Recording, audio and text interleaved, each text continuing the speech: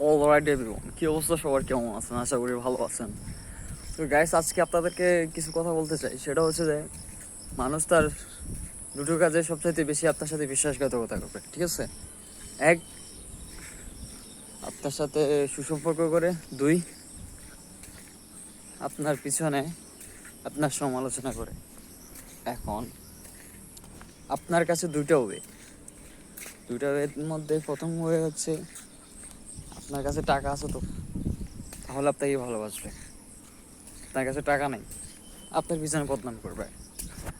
আপনার সুসময় ছাড়া দুঃসময় আপনাকে ছেড়ে চলে যাবে। এটাই মানুষ। মানুষের ব্যাপারে কিছু বলতে গেলে অনেক ধ্যান ধারণা হয়। আসলে মানুষকে নিয়ে কি বলবো, সবাই বেইমান। দিন শেষে সবাই তার অভিনয়তেই সেরা।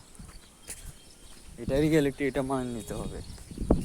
তুমি রিয়েলিটি মাইনে নাও।